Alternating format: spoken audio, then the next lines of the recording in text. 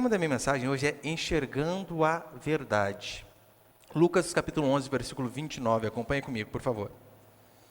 Lucas 11, 29, diz assim: Como a multidão aumentava, ele começou a dizer: essa é uma geração perversa, ela pede um sinal, mas nenhum sinal lhe será dado a não ser o sinal de Jonas. Olha para cá rapidinho.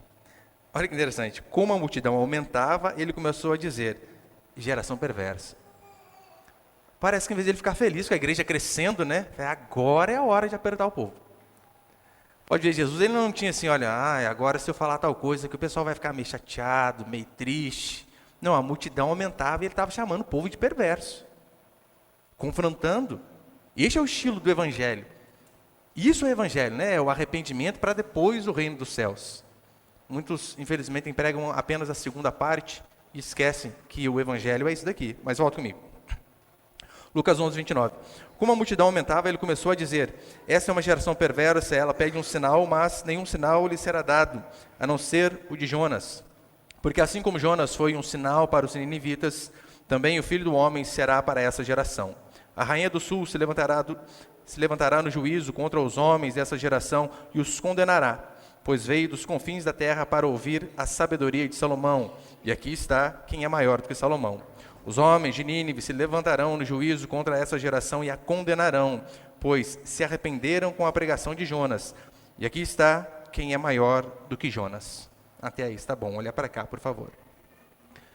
No último domingo, eu falei sobre a importância de olharmos os frutos das pessoas. Eu deixei bem claro que uma moralidade por si só vazia não significa que a pessoa é convertida.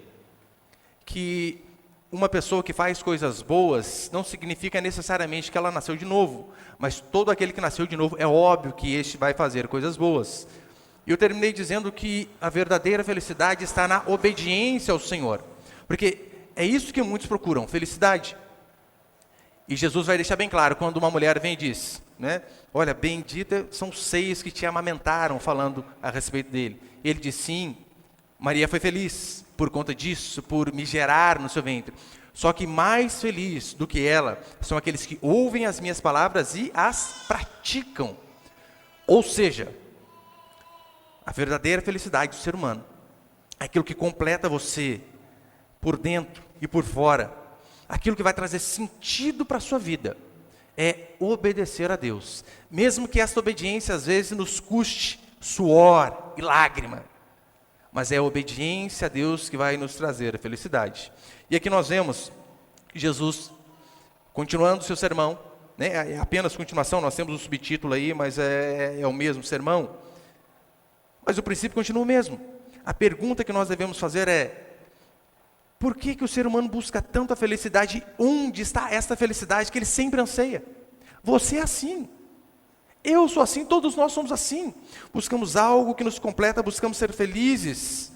E o ser humano, ele anseia tanto a questão da felicidade, da alegria, que ele faz o que for necessário para isso.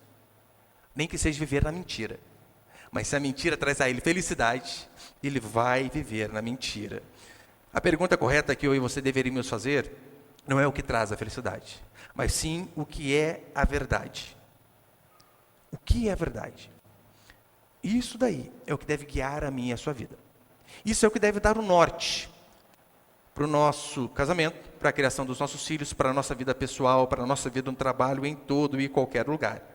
Você deve se perguntar, a fé cristã, isso que eu pratico aos domingos, a reunião aqui com os irmãos para adorar o Senhor, a fé cristã, ela é a verdade? Ou esta fé, ela pode ser um salto no escuro? Porque sabia que existem cerca de 10 mil religiões? Por que você está aqui? Porque entre 10 mil religiões, a sua é a verdade. Você precisa dar resposta a essa pergunta. Há alguma prova? Há algum sinal, há algum indício de aquilo que nós cremos ser verdade? É sobre isso que esse texto aqui vai falar. Eu quero passar alguns princípios aqui então. Põe o primeiro, por favor, ali, meu irmão. Primeiro princípio, nós vemos a morte e a ressurreição de Jesus Cristo.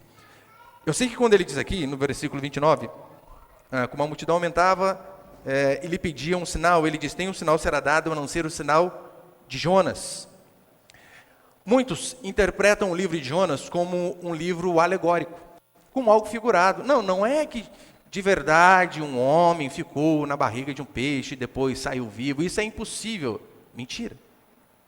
Fora a história de Jonas, é possível. Eu já vi uma reportagem sobre um homem que eu não lembro se ele ficou 2 dias, alguma coisa assim, dentro de um cachalote, que é como se fosse uma baleia, né? Um peixe bem grande. E não por conta disso. Jesus, ele disse que a história de Jonas era verídica. Ele dá o testemunho que a história de Jonas foi verdadeira. E ele ainda afirma, Jonas foi apenas um sinal. Aquilo que aconteceu com Jonas, aquele sinal que Jonas deu, ele 3 dias no ventre do peixe, é exatamente o mesmo sinal que eu vou dar.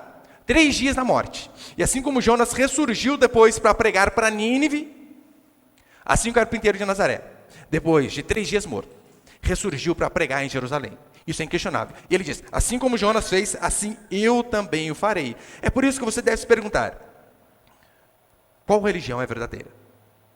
Eu devo acreditar mais na religião ou mais na filosofia? O que pode me dar amparo? O que pode sustentar a minha fé? Os pensamentos dos homens? A religião por si só, o que seria a religião? É Deus revelar algo. Isso é religião. Nós não descobrimos a verdade, Deus revelou a nós. Por quê? Nós jamais descobriríamos por nós mesmos, porque pecadores. O pecado corrompeu todas as nossas faculdades. Então não tem como nós descobrirmos a verdade. Então por isso Deus precisou se revelar. A filosofia é diferente. A filosofia, ela parte do pressuposto de que o homem senta, estuda, raciocina, e então ele chega à conclusão, descobrir a verdade. Mas não só isso. Dentre várias religiões. Por que o Islã não é verdade? O Islã fala sobre o pós-morte. Sabia? Eles dizem. No céu, se você for fiel aqui, você vai possuir várias virgens. Por que nós podemos dizer que eles erraram, que eles estão mentindo e nós estamos certos? Por que nós podemos dizer que Platão errou? Porque Platão também fala sobre o pós-mortem. Platão fala. Por que nós podemos dizer que tanto a filosofia de Platão, como o pós-morte islâmico, como o nada do ateu estão errados? Por que nós podemos dizer isso? Porque o cristianismo é a única religião que você consegue comprovar através de fatos. Fatos. E eu digo fatos, não apenas fatos bíblicos, mas fatos extra-bíblicos. Historiadores que justamente não criam em Jesus Cristo. A fé cristã é a única religião baseada num evento histórico, onde foi testemunhada por centenas de homens que morreram por dizer que aquele carpinteiro havia morrido na sexta, mas os meus olhos viram ressurreto no domingo. E essas pessoas perderam suas vidas, perderam famílias, esposa, filhos, simplesmente por dizer, eu o vi de pé novamente. O que eles ganharam com isso? Nada. Se fosse mentira, tem a possibilidade. Tem a possibilidade. Aquele bando ali de crente ali inventou uma mentira. Tem essa possibilidade? Tem. Mas o que eles ganharam com essa mentira? Eles não ganharam nada, absolutamente nada, apenas perderam. O ser humano, ele mente para conquistar alguma coisa, ou para se ver livre de algo. Ninguém mente para se prejudicar. Ninguém. Esses homens perderam tudo alegando que eles viram a Jesus Cristo. Eles foram testemunhas oculares, né? De olho, eles viram. Eu sei que hoje em dia, né, quando a gente diz, olha, o fulano vai dar um testemunho. Hoje em dia a conotação não é a mesma do sentido aqui da escritura. Hoje em dia, quando você ouve a fulano, vai dar o testemunho na igreja. Ele vai contar a vida dele, o que aconteceu, como que ele era antes, como que ele bebia, como que ele fazia um monte de coisa errada. E então Jesus veio e ele foi transformado. Não estou dizendo que isso é errado de tudo, né? Não é. Mas não é este o sentido de testemunha. Testemunha é aquele que viu alguma coisa. É aquele que testemunhou algo. Tanto é que em Lucas capítulo 11, olha o que a escritura vai dizer. Olha como começa o evangelho de Lucas. Visto que muitos têm empreendido uma narração coordenada dos fatos que se realizaram entre nós, transmitido pelos que desde o princípio foram suas testemunhas oculares e ministros da palavra. Pareceu adequado também a mim, excelentíssimo Teófilo, depois de investigar tudo cuidadosamente desde o começo, escrever-te uma narrativa em ordem, para que tenhas certeza da verdade das coisas em que foste instruído. Olha como que Lucas começa o seu evangelho. Eu estou escrevendo uma narrativa coordenada de fatos para que você, Teófilo, e todos nós aqui, venhamos a saber, de fato, aquilo que eles viram, testemunharam e o porquê nós podemos crer no mesmo Cristo que eles criam. A fé cristã é baseada num fato que pode ser investigado. A filosofia há muitas variáveis, claro que há. Há pensamentos diferentes. Você vê filósofos que eles seguem junto até uma linha, mas de repente se divergem, né? Vai cada um para um caminho. Aqui nós temos um fato, a ressurreição de Jesus Cristo. Não há variáveis. Ou ele ressurgiu, ou ele não ressurgiu. Não há meio termo. Ele ressurgiu, mas mais ou menos. Não, ou ele ressuscitou, ou não. João, capítulo 20, versículo 30, vai dizer assim: na verdade, fez Jesus diante dos discípulos muitos outros sinais que não estão escritos neste livro. Alô? Estes, porém, foram registrados para que creiais que Jesus é o Cristo, o Filho de Deus, e para que, crendo, tenhais vida em seu nome. João ele vai dizer que Jesus ele fez muitos sinais, mais do que esses aqui que foram registrados. Mas, estes daqui foram registrados para que nós venhamos a crer e ter vida no nome dele. É por isso que a sua fé, a nossa fé, ela é algo sólido, é algo firme, é algo que se pode discutir, é algo que se pode averiguar, é algo que se pode checar por fontes bíblicas, históricas e por fontes seculares. Essa é a segurança que eu e você temos. Olha a diferença, o iluminismo, eles deixaram de crer na revelação da Escritura e mudaram a crença. A crença deles era crer em si mesmo. Porque iluminismo, né, fomos iluminados. Ou seja, nós podemos colocar a religião de lado. Por quê? Porque agora nós conseguimos pensar por nós mesmos e então chegar a uma conclusão. Eles diziam que crer em Deus era algo ultrapassado e diziam que era loucura. Mas veja, crer em Deus como nós queremos é loucura. Mas crer que um peixe, através de milhões de anos, se transforma num dinossauro é sabedoria. É isso que o seu professor diz. É isso que ele ensina. Mas como assim? O peixe saiu da água e virou Tiranossauro Rex? Ah, mas eles são milhões de anos, ó. Milhões de anos. Pode dar quantos milhões de anos você quiser. Não vai acontecer isso. Crer que uma mente inteligente fez todas as coisas, eles dizem que é apenas uma crendice. Mas dizer que nós viemos de uma ameba, de uma explosão, é sabedoria. Crer que o caos gerou ordem, eles dizem que isso é inteligência. Eu não preciso nem dar muito argumento científico para você, basta apenas lógica. É por isso que na escola eles não ensinam lógica, sabe por quê? Porque se você aprender lógica na escola, você sai da escola. Por isso que eles não ensinam. Imagina o seguinte, eu chego aqui com um bolo de chocolate, cobertura, morango picadinho em cima, chantilly. E você diz, nossa pastor, que bolo maravilhoso. De onde ele veio? Eu falo, pensa no que eu vou falar, não duvide porque é verdade. Estava passando um caminhão que entrega compras perto de casa, e de repente os moleques fizeram uma armadilha lá da minha rua e colocaram bombinha, dinamite, um monte de coisa, o pessoal bem perdido lá no meu bairro, né? E na hora que o caminhão passou, explodiu, não é? Foi para o alto. E nisso que ele foi macarrão, arroz, mas tinha material de um bolo ali. E esse material ele foi se juntando enquanto ia subindo as coisas. E de repente, ele foi caindo, né? O trigo juntou com o ovo, que juntou com o fermento, e ele caiu, e como tinha explodido e tinha ali algo quente, aquilo fez com que a massa crescesse um pouco, e depois que a massa cresceu, caiu a cobertura exatamente desse jeito que está aqui. O que você vai falar para mim, pastor? Você fumou o que antes de ir para a igreja, né? É isso que os evolucionistas creem. Exatamente desse jeito. É um absurdo. Mas nós, por cremos em uma mente inteligente, em um design inteligente, que há um criador por detrás de todas essas coisas, nós somos os ignorantes. Nós somos os que não pensam. O homem moderno, ele abandonou esse livro aqui, o livro de Deus, e preferiu crer no livro de Darwin, A Origem das Espécies. E o próprio livro Darwin diz, eu não tenho provas irrefutáveis. O homem moderno, ele decidiu não acreditar nesse livro de Deus e acreditar no Capital de Karl Marx, que aquilo ali ia trazer realmente a paz que a sociedade procura aí no muitos livros de autoajuda. Sabe o que é interessante? Antes da Revolução Francesa, a igreja oprimia muito o povo, oprimia mesmo.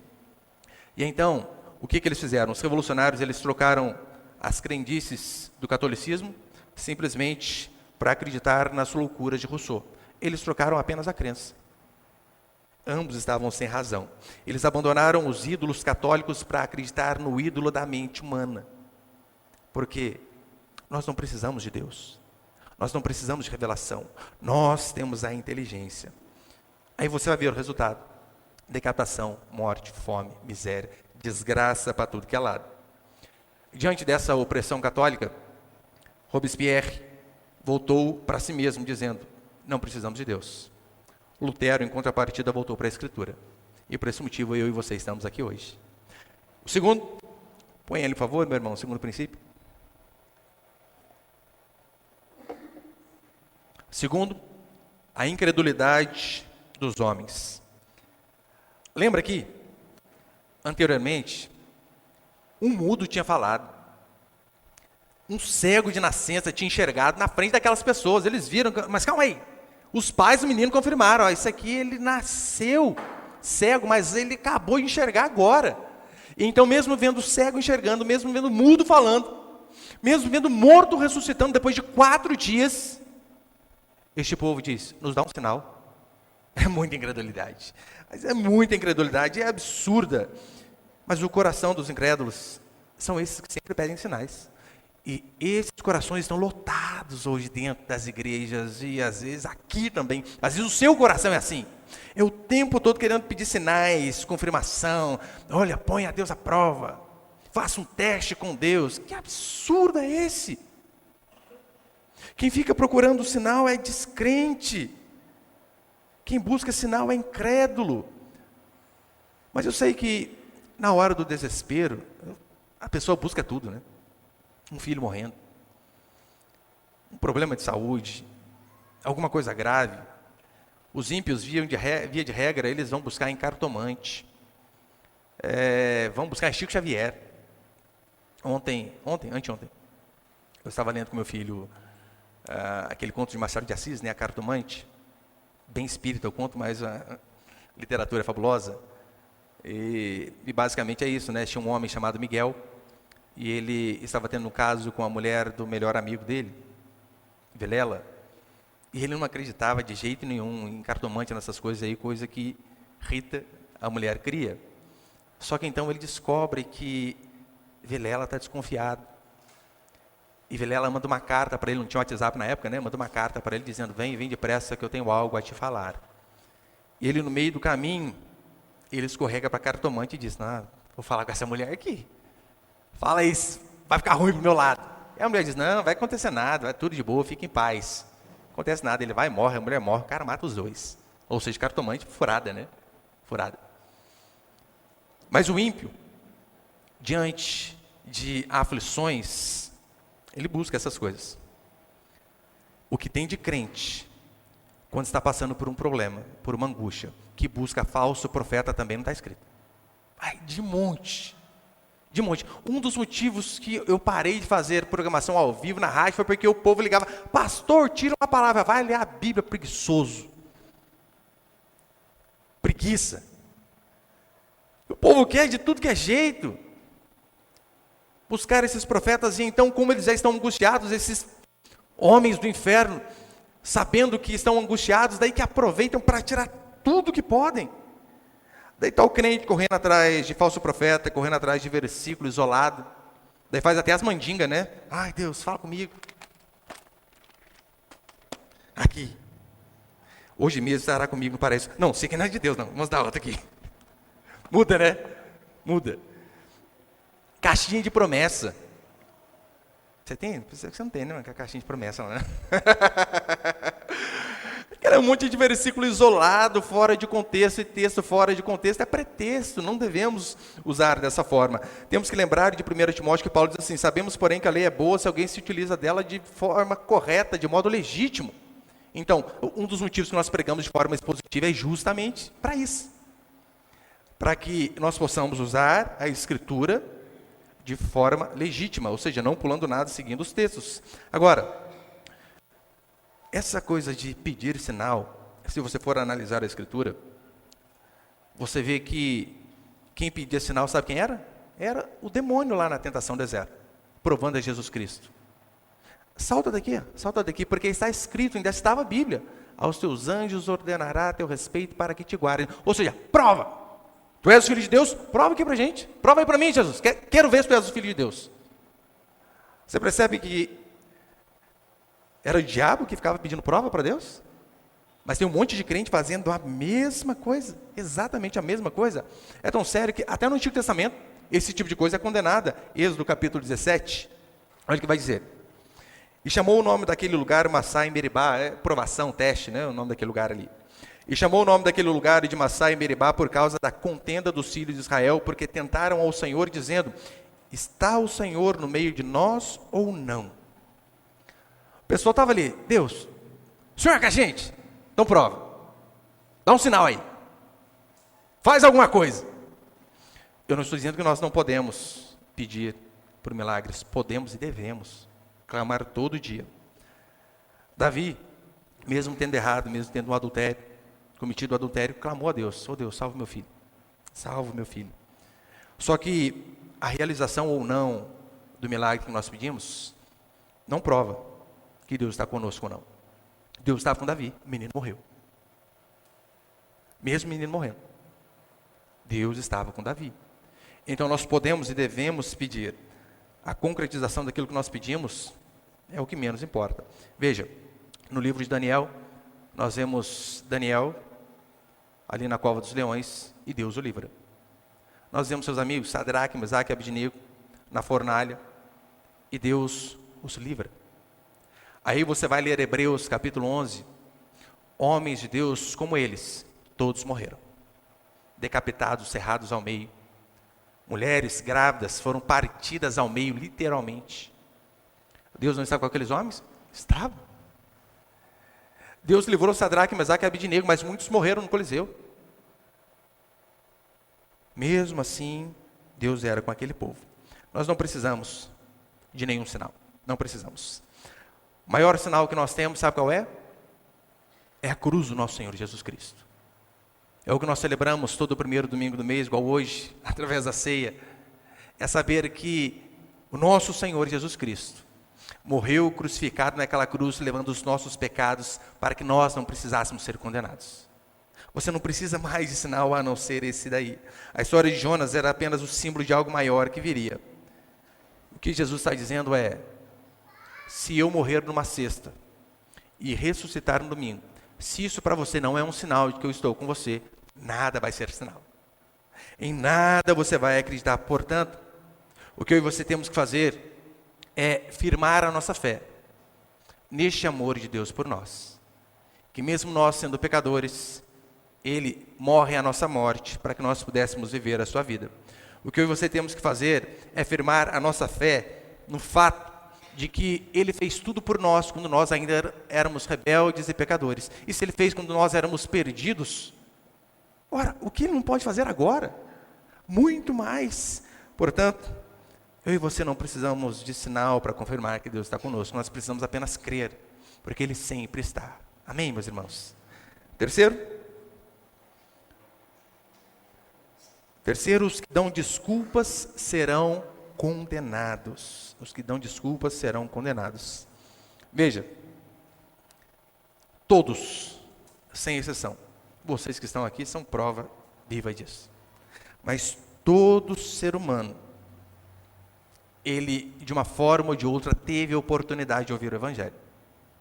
Até quem não sabe ler, até o surdo. Eu vou mostrar para você. Todos tiveram a oportunidade de ouvir o Evangelho. Jesus aqui ele vai citar os ninivitas, que os ninivitas eram um povo muito perverso. Os ninivitas, Nínive era a capital da Síria.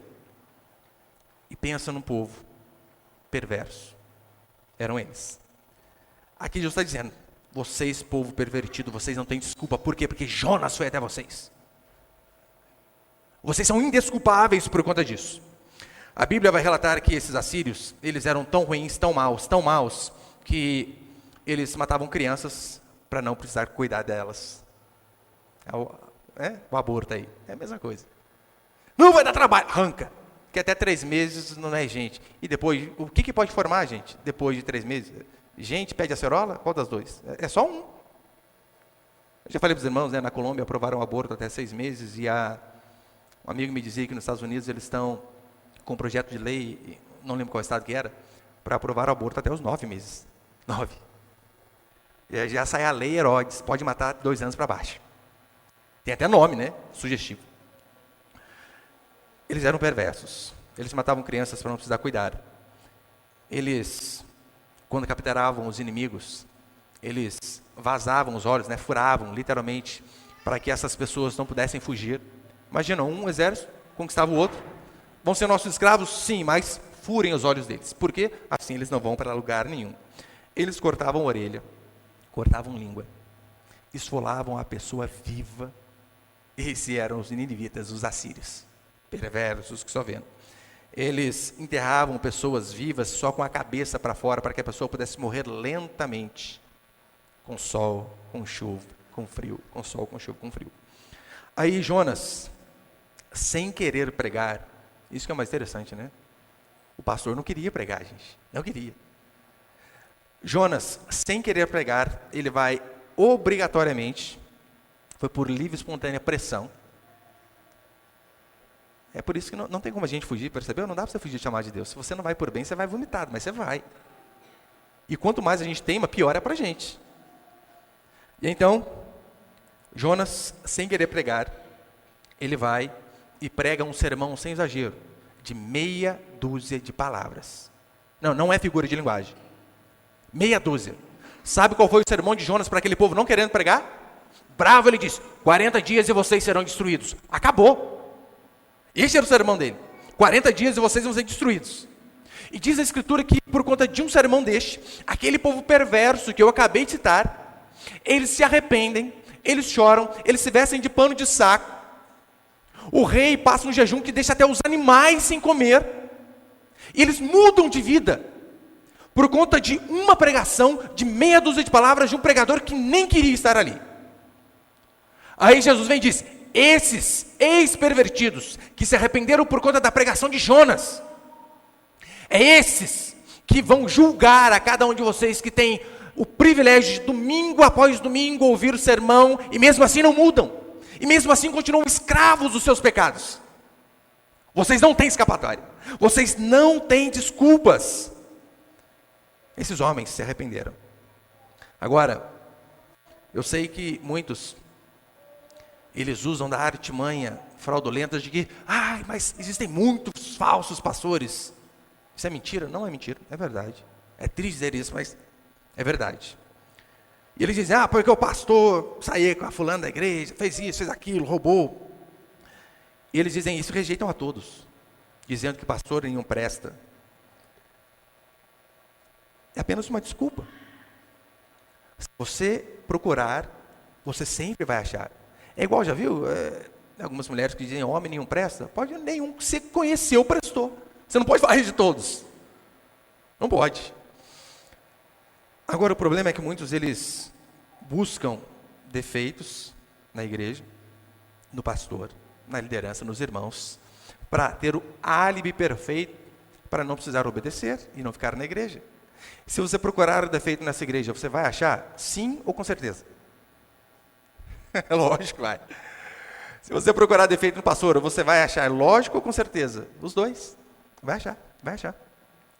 Agora, essa historinha de que eu fiquei desiludido com a igreja, por isso eu não frequento nenhuma. Isso é mentira. Isso é desculpa para ficar fora do corpo, para não ser cobrado por e para viver no pecado.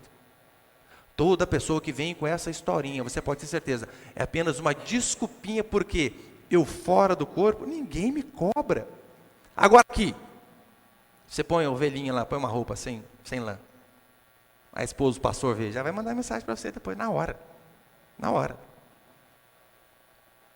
Agora, se você não tem ninguém ali, quem que vai cobrar você? Ninguém. Ninguém. Então, é cômodo. Ah, mas na igreja tinha briguinha. Paulo e Barnabé, eles brigaram, sabia disso? Moisés era um estressadinho. Ou você não ia participar da igreja de Moisés também? Moisés era estressado.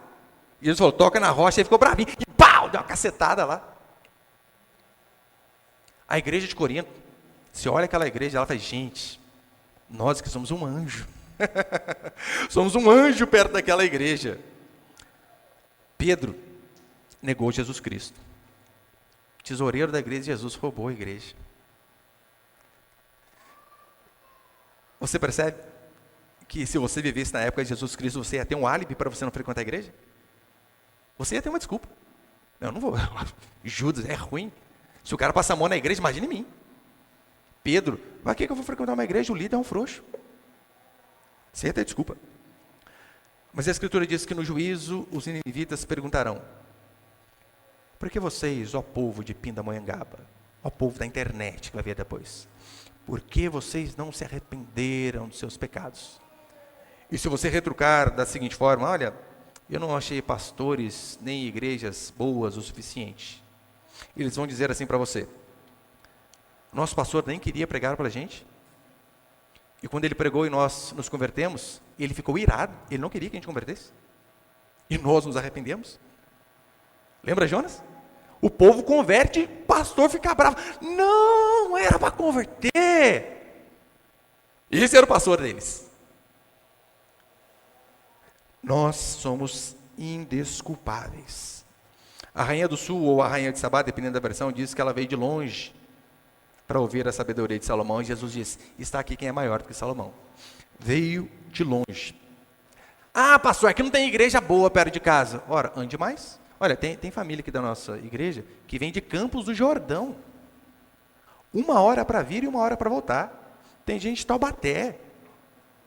Aí você mora no bairro da igreja e não quer vir, porque está cansado. O homem é indesculpável. Indesculpável.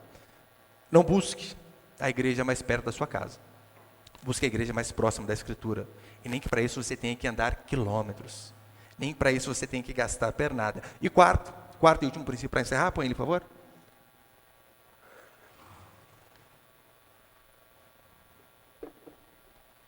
Quarto e último princípio: o homem é indesculpável diante de Deus. Por que eu falei aquela hora que todos ouviram o evangelho e por conta são indesculpáveis? Pastor, mas e o índio que mora lá na aldeia que nunca chegou gente lá? O senhor está dizendo que ele é indesculpável diante de Deus? Sim, ele é indesculpável. E o cego? Sim, ele é indesculpável. O surdo? Todos são indesculpáveis. Por quê? Olha o que Paulo vai dizer em Romanos capítulo 1, versículo 19. Porquanto o que de Deus se pode conhecer é manifesto entre eles, porque Deus lhe manifestou. Porque os atributos invisíveis de Deus, assim o seu eterno poder, como também a sua própria divindade, claramente se reconhecem desde o princípio do mundo, sendo percebido por meio das coisas que foram criadas. Tais homens são, por isso, indesculpáveis. Ainda que você nunca tenha entrado dentro de um lugar de culto, ainda que você seja um ignorante que não saiba ler, ou nunca teve acesso a uma Bíblia, o que Paulo está dizendo é que os atributos invisíveis de Deus, assim como o seu eterno poder, a sua divindade, são conhecidos por meio das coisas que foram criadas. Você tem a obrigação de olhar para este universo amplo, complexo, olhar para si mesmo e dizer: eu não posso ter vindo macaco. Essas coisas não podem ter surgido de uma explosão, é impossível. Como assim tanta ordem? Olha como é o nosso sistema solar. Os planetas girando ali não entram em colisão. Olha como é a Terra. A gravidade necessária, um pouco mais de gravidade não haveria vida, um pouco menos também não. A Lua um pouquinho mais próxima, tsunami todo dia, um pouquinho mais longe as águas iam apodrecer. Tudo feito de uma maneira fina. Olha para o seu corpo. Existem em nós cerca de 100 quilômetros de veias e vasos sanguíneos. O aparelho ocular do ser humano, ele é algo tão espetacular que a câmera mais moderna que existe não chega perto do seu aparelho ocular. Eu sei que você está vendo uma miopia aí, está com um probleminha, né? Estigmatismo aí, mas via de regra, né? O normal é algo espetacular. A quantidade de neurônios, o cérebro. O ser humano é um bicho muito complexo. Meu filho estava explicando para mim esses dias, eu nem sabia, né? Ele estava falando, pai, sabia que a gente enxerga normalmente ponta cabeça, mas tem um esqueminha lá no olho, lá que eu nem lembro o nome, né? Que inverte a imagem, por conta disso eu enxerga reto. É mesmo. O meu está errado, eu estou começando a enxergar de ponta cabeça. Normal já, né? A vista vai estar indo embora. Mas olha a natureza. Olha o sol no seu devido lugar. Olhe todas as coisas. Como assim? Bom dia, além, o nada que criou todas as coisas. Como assim? Mas tem que ser muito ignorante para acreditar nisso. Que o caos gerou ordem. Saia da sua casa, fique uma semana viajando. E volte. A casa vai estar mais limpa ou mais suja? Uma semana, não estou falando muito tempo não. Fica um mês então, para você ver. Um mês. Eles querem enfiar na nossa cabeça que nós somos os ignorantes por acreditar que há uma mente inteligente por detrás de todas essas coisas. A cada dia que amanhece, Deus está pregando arrependimento para mim e para você, o que mais você precisa. Todos os dias estamos tendo oportunidade. Quantos Jonas Deus já não mandou na sua vida? Hoje eu sou um Jonas. Na internet, às vezes, quando você liga, tem um Jonas lá, maluco para muitos, mas pregando. Às vezes o Jonas é a sua mãe com aquele coquinho na cabeça, dizendo, para de sair com aquele rapaz. Não siga esse caminho. E você não consegue ver o Jonas de saia grande e o coquinho na cabeça. Você não consegue ver um Jonas na pessoa do seu pai dizendo, não anda com esses caras, rapaz. Eles vão te afundar. Não são bons amigos. Não vá para esse trabalho. Esse trabalho aí vai te afastar de todo mundo, inclusive de Deus. Não vá. Não tome esse tipo de atitude. Você não consegue ver o Jonas ali? É Jonas. Saindo do peixe ou não, dizendo para você, cuidado. Os ninivitas, eles tiveram a oportunidade e aproveitaram a oportunidade. E veja, Jonas, ele sai do peixe, ele não conta, qual foi a pregação de Jonas? Ele não contou o testemunho de como foi no ventre do peixe, você percebeu?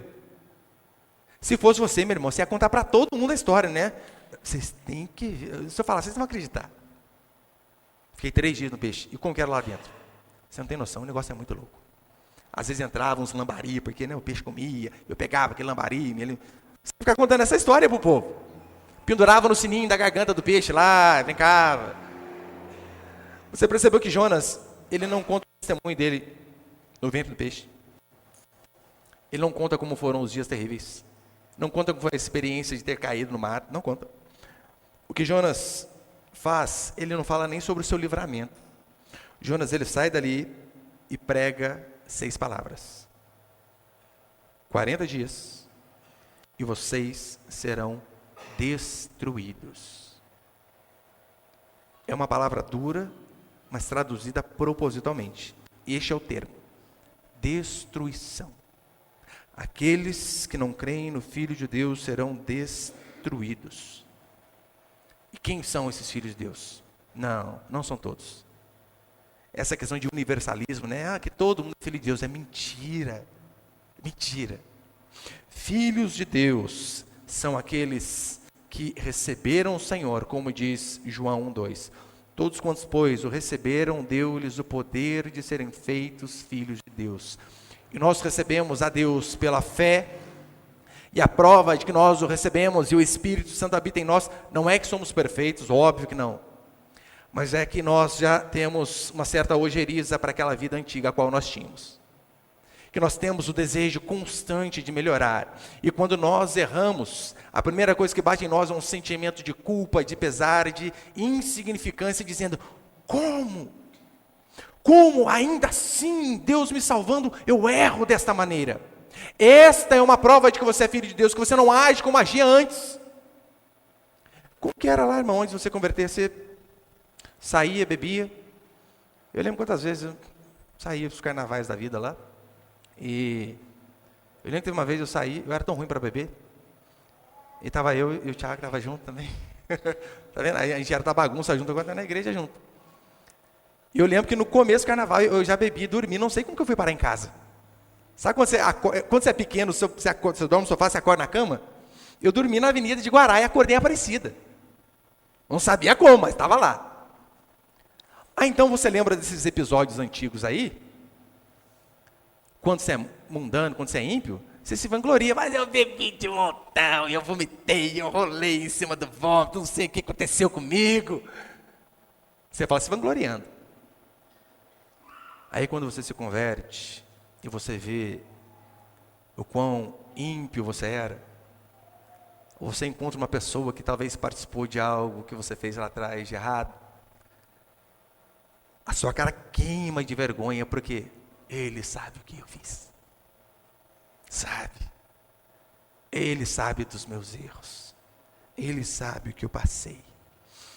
Aqueles homens que estavam ali próximos a Jesus Cristo, vendo, literalmente, aqueles homens vendo e ouvindo o próprio Cristo, foram condenados por não se arrependerem de seus pecados. Vendo os milagres, eles ainda assim pediam sinais. Não criam. O mesmo vai acontecer com cada um de vocês, que tem oportunidade de semana após semana ouvir o Evangelho. E mesmo assim dizem, semana que vem eu mudo. Segunda-feira. Mês que vem eu vou ser diferente. E você fica procrastinando. Sempre jogando para frente esses pecadinhos aí. Se Jesus vem e você não se arrependeu desse, você está lascado. É por isso que a hora de se arrepender é hoje. Quem não crer no Filho de Deus, quem não se arrepende dos seus pecados, e mostra isso através de atitudes. Sim, a prova de que você se arrependeu dos pecados de verdade não é que em um culto você derramou lágrimas. Isso é importante, pode acontecer ou pode não acontecer. Mas a prova de um arrependimento genuíno não é quando você chora, mas é quando você muda. Quando as suas atitudes mudam. Eu não estou dizendo que você nunca mais erra, não. Às vezes ainda tropeçamos. Mas sempre com aquele sentimento. Não acredito que eu errei de novo. Eu preciso mudar. E assim como aqueles homens tiveram a oportunidade de ouvir o próprio Cristo, e assim como aqueles ninivitas tiveram a oportunidade de ouvir Jonas, todos vocês que estão aqui, os que posteriormente ouvirão esse vídeo na internet, vocês são indesculpáveis diante do Senhor, porque vocês tiveram o privilégio de ouvir um Jonas, de ouvir alguém falando do Evangelho para vocês, de pregar a mensagem do arrependimento. E se você não se arrepender, você tem um sério problema com o Senhor. Mas Deus, Ele é tão bom, que hoje Ele dá a mim e a você este privilégio. Não importa o que você tem feito, não importa o tamanho dos seus erros, se há um coração quebrantado, contrito e arrependido, o que a palavra diz é que o Senhor não os despreza. Então, se você se vê como esse pecador, hoje é o dia de você falar, Deus me perdoa. Eu vou ser diferente, não é a partir de amanhã, quando eu chegar no meu trabalho, quando chegar em casa. Eu decido hoje mudar e que o Senhor possa me dar força. Amém, meus irmãos?